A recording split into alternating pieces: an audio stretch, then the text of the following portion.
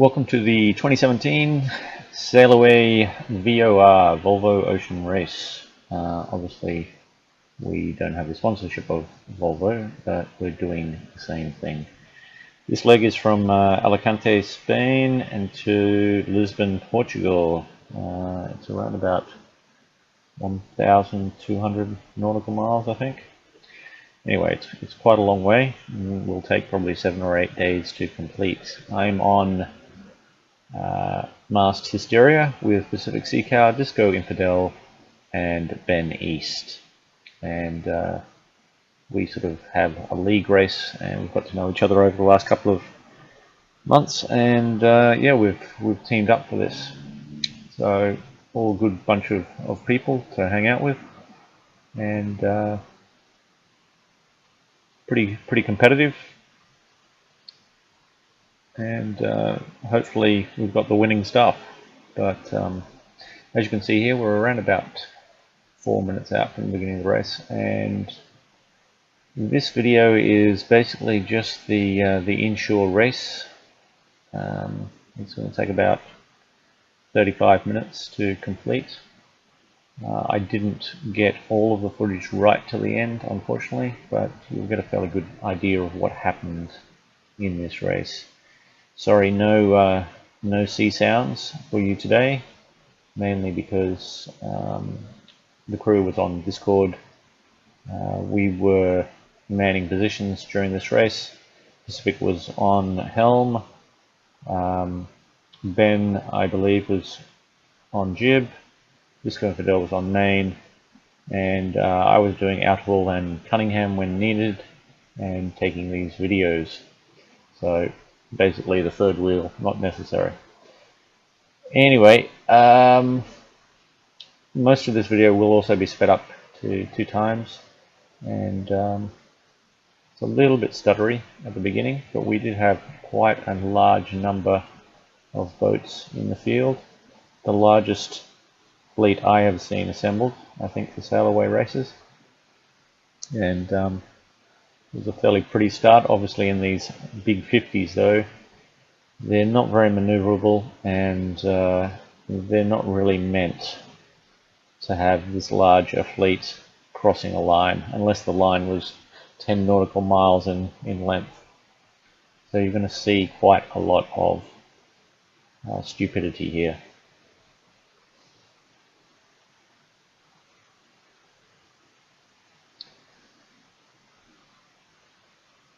There will also be another video, so you can check that out, of a summary of LEG1, where I've condensed all of those 7 or 8 days into hopefully a 15 or 20 minute video. The rendering time on these things just takes too long, and I don't want to bore any of you with too many of the details. There are so many things to talk about in this race that I could go into detail. I think that I was a bit silly or remiss of me not to just do vlogs as I was going along and waited till the end. There's so much video that I have captured, and I should have talked while I was doing it, and would have made much more sense. Anyway, let's get to the race here. We're still a couple of minutes away from the start. 1 minute 22 to the start. And I'll leave you just to watch our start here as our wonderful helmsman does the business.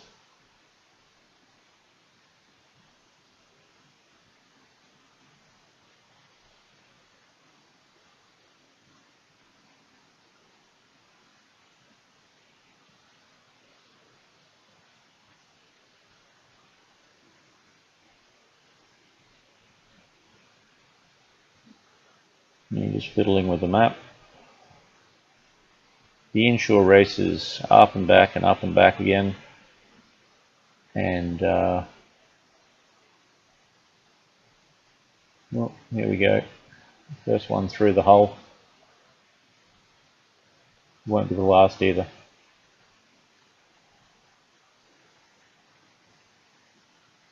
There's Zale, he's gone through us as well. I think the first one might have been Monk. Oh, there's the third one. So we got chopped 3 ways. Not sure who that one is. Library something.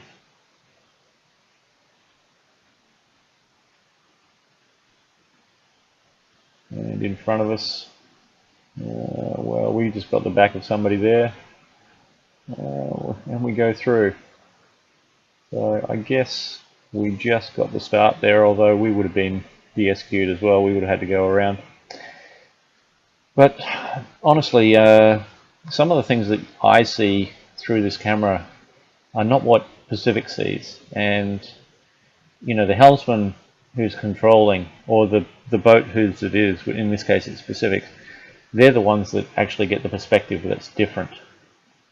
And that's the official perspective. So even though I saw us go through the marker there, actually we probably didn't. And there were many instances in this race where, even up until the end, where right at the end, DiscoInfidel, myself, and Ben thought we had crossed the line, and Pacific Seacow told us that we hadn't, and we waited a full minute until we had.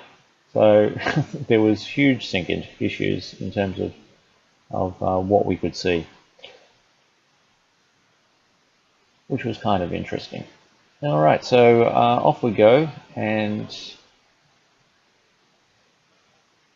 you can see that flurry of activity. It's nice to have a whole crew aboard because one person is just looking after one thing. This was my first experience as a crew race, and certainly for these inshore races it was amazing. Like, the team was working so well together, you know, just thinking about where we were going, what we were doing, talking about tactics, talking about you know, where boats were coming at us. So we had visuals around the boat, and it actually felt like, well, not real life, but it felt as close to real life as I have in this sim, just because when you are racing in real life, you know, you've got all these people shouting out, you know, there's a boat coming or whatever else, you know, and the skipper giving direction, and that's what it was like on this. So we're about to go to 2 times the speed. I think that 2 times hopefully will be sufficient. I don't want to bore anybody too much, and here we go, 2 times the speed, and off we go.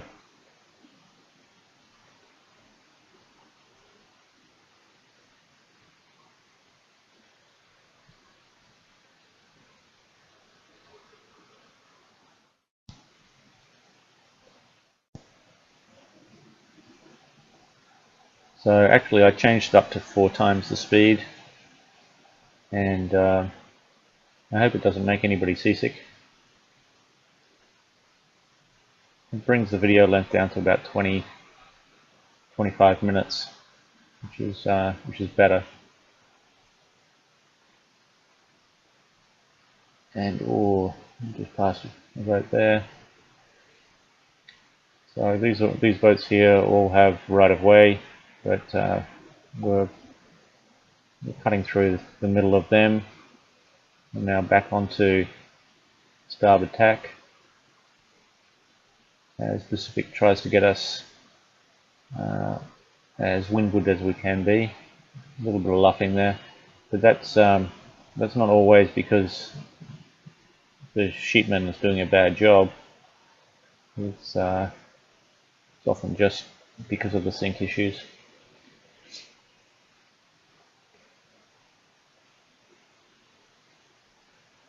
See, what I can see is different from what DiscoInfidel can see.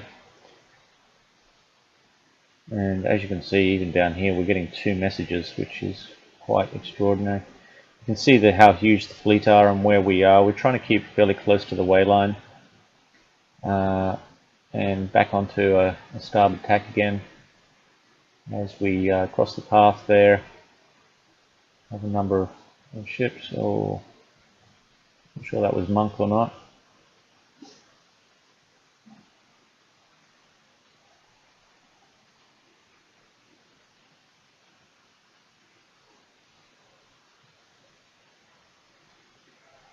So in a while things will settle down a little bit and we'll get a fairly good idea of where we're coming.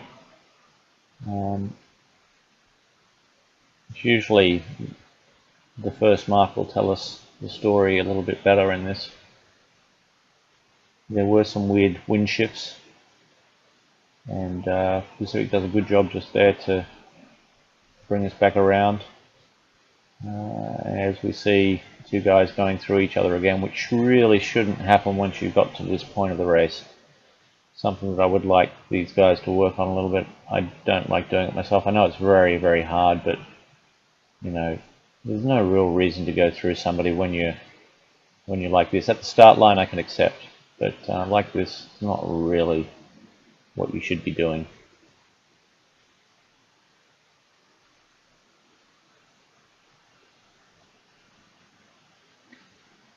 So out in front is probably us and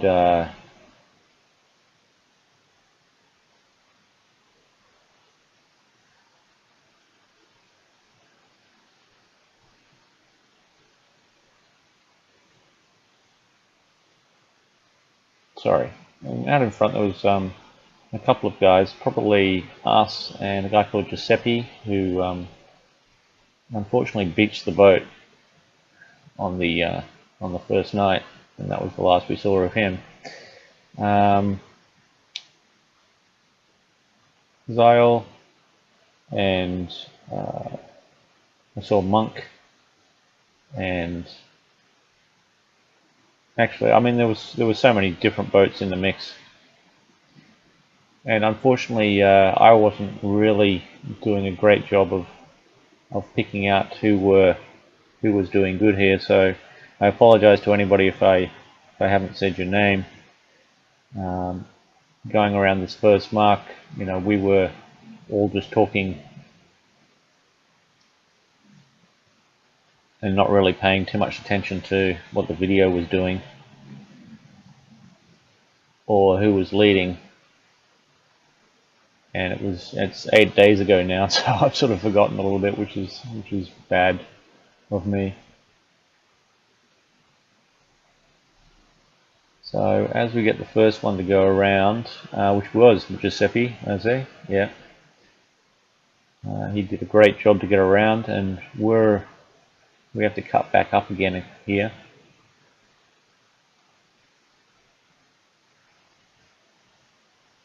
And El Patron goes around, we go around, Jazz goes around, Monk and X-Ray goes around. So you can see how quickly they all converged on that mark. Kind of dangerous, and here we are coming back through the field again.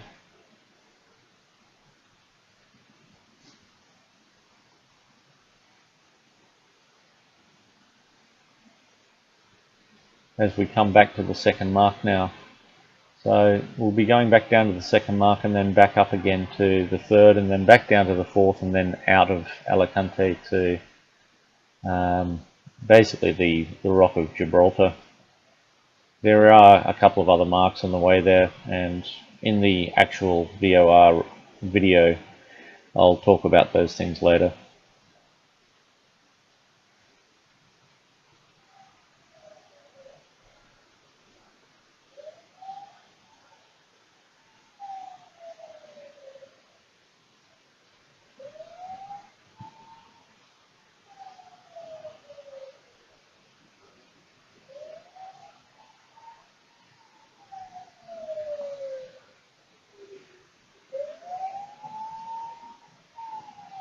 Sorry, a little bit of me fooling around here, trying to get some good angles on where the field is. And as Pacific takes us behind the stern of, there's about three guys in front of us at the moment.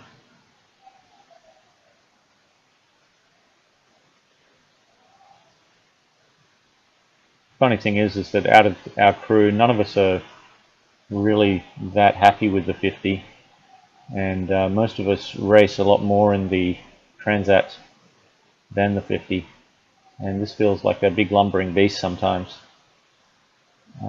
Probably not as used to the angles and it was a learning experience for us. You can see the map sometimes floats out. That's also one thing that happens with desyncing.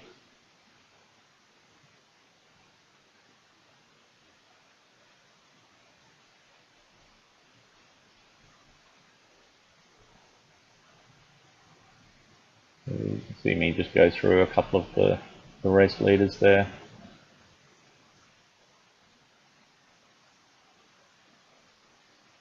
But it is a beautiful, beautiful game when it's like this, all the field together.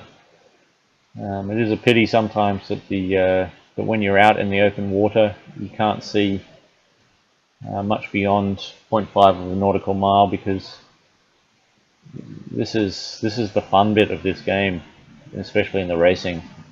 You know, when you can see your opponents. And I guess after we left Alicante, you know, for 7 days we didn't see anybody.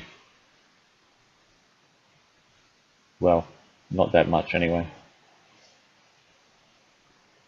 I think I saw Blackborough once or twice, and that was about it. So I didn't take all of the footage of this inshore. We're going to cut again to a little bit later in a moment. And see Radio Gaga just cut away there.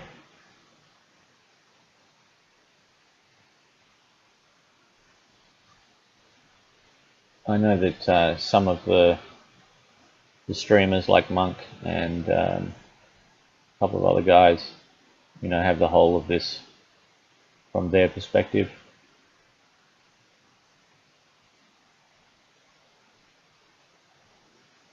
And here we are coming back to the third mark here.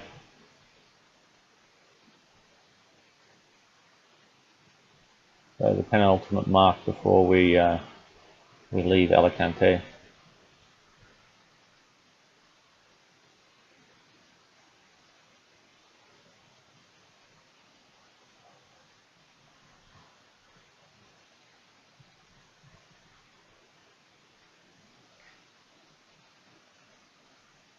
And we see that Giuseppe once again still in the lead, but very close.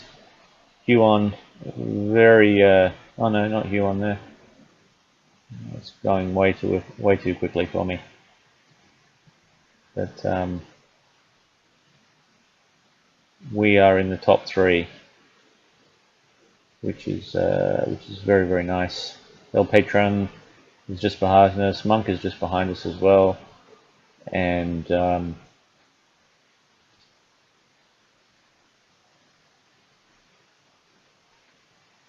off we go to what I think is the last mark here.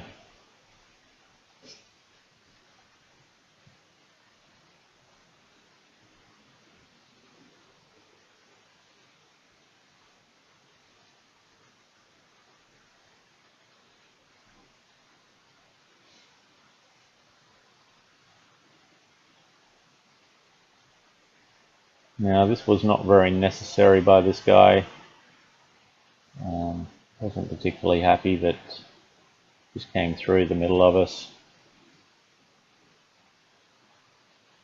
Okay, he was a little bit in front of us, and yes, he does have a slight right of way, but that doesn't mean that you can just go straight through somebody.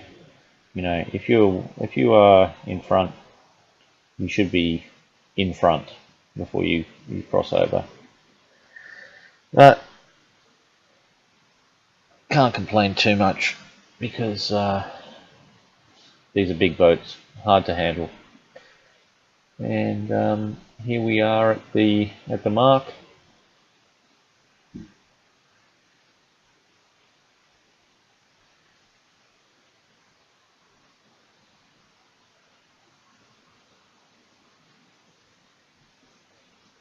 And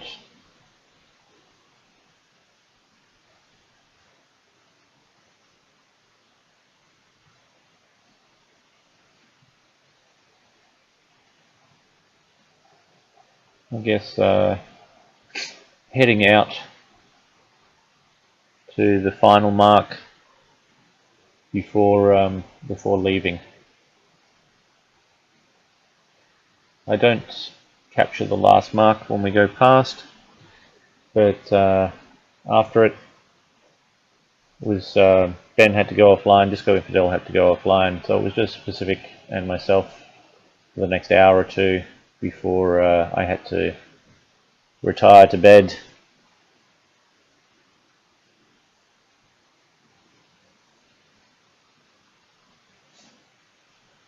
So I believe that we crossed that last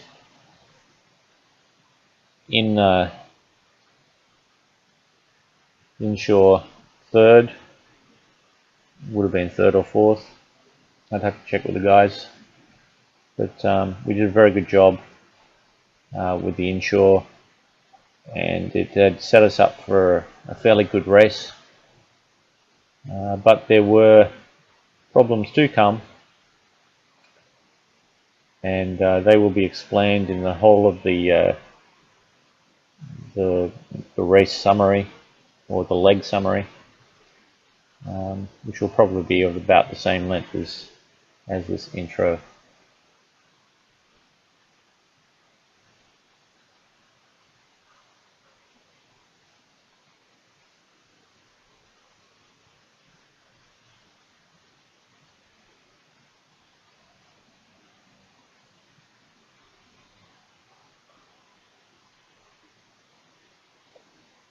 So having said that, I hope that you've enjoyed some of the race action, and I hope that you watch the LEG1 summary, which I'll post pretty much about the same time as I post this one.